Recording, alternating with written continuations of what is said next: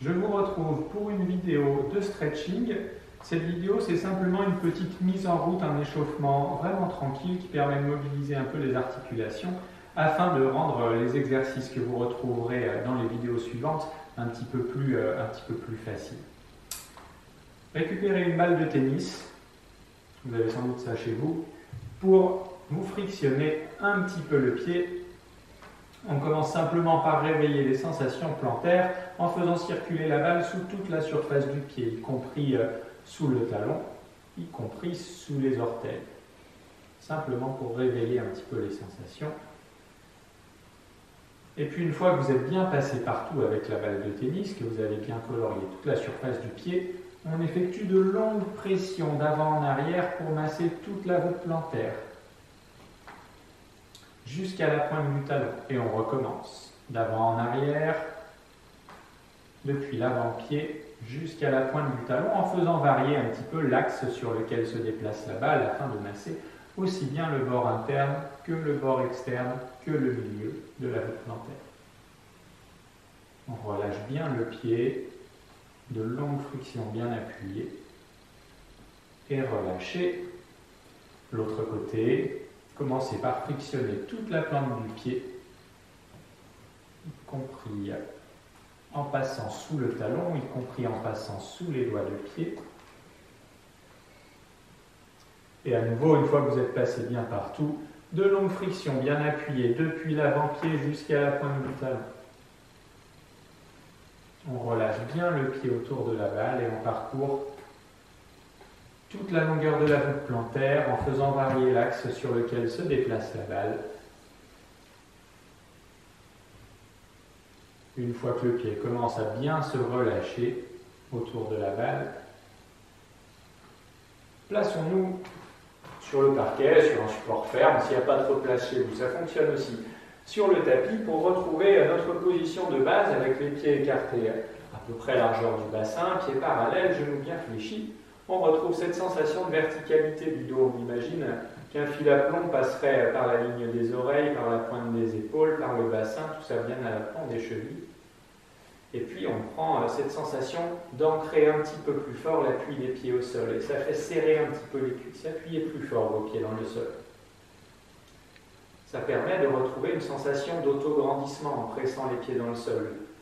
J'allonge la colonne, même si les genoux restent fléchis. Prenez un peu de force dans le bas de l'abdomen pour ressentir cet autograndissement dans les lombaires, dans le milieu du dos, jusqu'entre les omoplates, y compris au niveau des cervicales, en rentrant très légèrement le menton.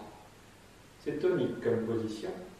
Vous allez garder cette tonicité, l'ancrage des pieds au sol, mais relâchez simplement la tête de manière à pouvoir faire quelques cercles. Mobilisez tranquillement les cervicales. Mais restez tonique dans le reste du dos et dans l'appui des pieds au sol.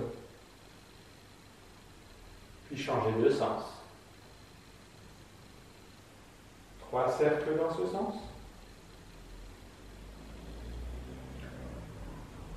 Ramenez la tête dans l'axe et on reprend tonicité dans toute la colonne. Ancrage des pieds au sol, gardez l'ancrage des pieds au sol, gardez la tonicité dans le haut du dos, mais relâchez juste le bas du dos et l'abdomen pour quelques cercles avec le bassin, alors que vous avez encore un ancrage ferme des pieds au sol et le haut du dos grandi. 3 dans un sens. Et 3 dans l'autre sens.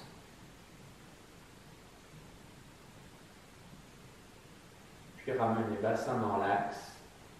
Relâchez et on s'enroule tranquillement, la tête en premier, puis le haut du dos, puis chaque vertèbre. Pour laisser pendre un instant, la tête, les bras, les épaules, 2 grands soupirs.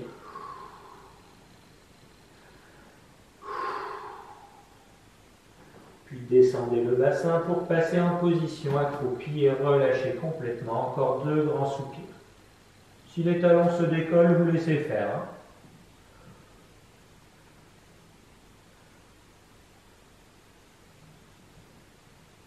Remontez d'abord le bassin, gardez les genoux très légèrement fléchis pour dérouler la colonne. Un étage après l'autre, une grande inspire, bras en haut. Relâchez. relâchez et on va mobiliser un petit peu maintenant les articulations de hanche. N'hésitez pas à avoir un petit support, par exemple une chaise ou si vous avez un mur à côté de vous, ça marche très très bien. Pour retrouver cette position de base, on le fait ensemble. Placez tout le poids du corps sur un pied, le pied du côté du support, hein, si vous en avez un. Puis décoller l'autre pied pour avoir la cuisse à l'horizontale, ça demande un petit peu d'équilibre. Puis on va tirer le genou vers soi, puis amener le genou sur le côté, puis étendre la jambe derrière. Et on recommence sans poser le pied. Cuisse à l'horizontale, genou vers soi, puis sur le côté, puis jambe étendue derrière. Troisième et dernière fois, cuisse à l'horizontale, genou vers soi, sur le côté, étendu derrière, et je repose. Relâchez un petit peu. L'autre côté, position de base. Je prends le temps de transférer le poids du corps sur un pied pour décoller l'autre pied. Cuisse à l'horizontale, puis genou vers soi, puis vers l'extérieur, puis étendu derrière. Et encore 2 fois. Cuisse à l'horizontale, vers soi, côté, étendu derrière. Dernière fois. Même si ça ne va pas loin, efforcez-vous de faire ces mouvements dans vos amplitudes articulaires respectives, celles qui vous correspondent. Allez, on vient de terminer. On repose le pied. Relâchez un petit peu. Puis on va mobiliser les articulations des épaules avec paume de main qui regarde devant, bras étendus, pour faire des cercles avec la pointe des épaules et laisser les omoplates coulisser le long de la cage thoracique dans votre dos.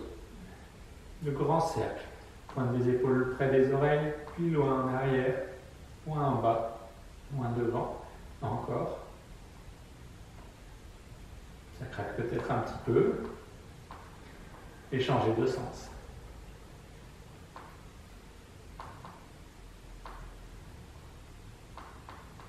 Relâchez, relâchez les bras. On a toujours les bras étendus, les paumes de main qui regardent devant, bras étendus mais relâchés. Puis on va faire tourner les paumes de main de manière à ce qu'elles regardent les cuisses, puis qu'elles regardent derrière, puis peut-être vers l'extérieur. Et puis à rebours. Et on fait ainsi des mouvements de rotation externe et de rotation interne de l'épaule. On mobilise juste l'articulation de l'humérus dans l'omoplate. Quelques allers-retours pour retrouver les paumes de main qui regardent les cuisses. Les paumes de main se font face pour monter les bras devant soi tranquillement. Des mouvements très lents, très contrôlés. En haut, paumes de main se font face, puis les bras descendent sur le côté, paumes de main regardent le plafond. Je descends jusqu'où je peux pour fléchir les coudes, toucher le bas du dos avec les mains. Et remonter, paume de main, regarde le plafond. En haut, paumes de main se font face, ces paumes de main se font face pour redescendre tranquillement, bras devant soi. Encore une fois, avec le moins de force possible. Avec le moins de force possible, les bras descendent sur le côté avec les paumes de main qui regardent le plafond. Fléchis les coudes pour toucher le bas du dos. Et à rebours. Les bras remontent sur le côté. En haut, les paumes de main se font face pour laisser redescendre les bras sans effort.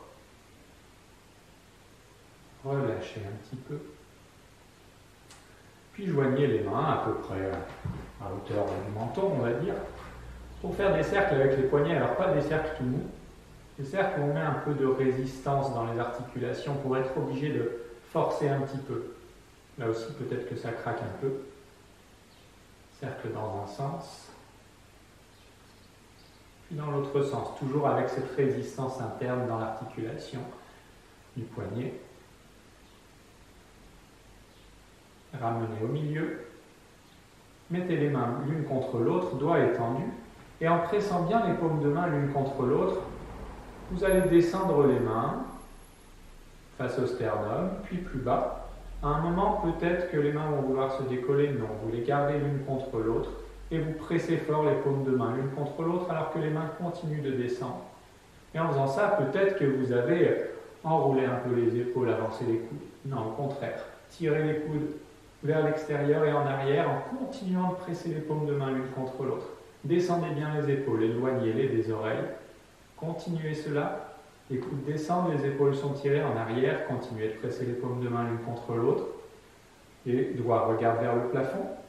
Puis faites pivoter les mains pour que les doigts regardent devant et peut-être en bas. Et continuez de presser les paumes de main l'une contre l'autre. Les doigts regardent devant, puis ramenez les mains en position de départ et relâchez. Relâchez un petit peu et on va étendre un bras sur le côté.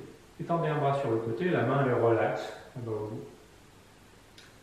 Et pour étirer les muscles qui sont sur le dessus de l'avant-bras, vous allez fléchir le poignet. Et étendre les doigts comme si vous vouliez descendre les doigts vers le sol et amener la paume de main contre vous. Et en même temps, vous éloignez, vous agrandissez le bras comme si vous poussiez la pointe de l'avant-bras là-bas vers l'extérieur. Et on pousse loin là-bas en continuant de tirer les doigts vers le sol et la paume de main vers soi. On respire tranquillement. On relâche. Et l'autre côté, évidemment. Bras sur le côté, main bien relâchée. Puis je fléchis davantage le poignet, j'étends les doigts vers le sol, je tire la paume de main vers moi et j'allonge l'avant-bras, comme si je poussais la pointe de l'avant-bras loin là-bas vers l'extérieur. Encore un bon soupir.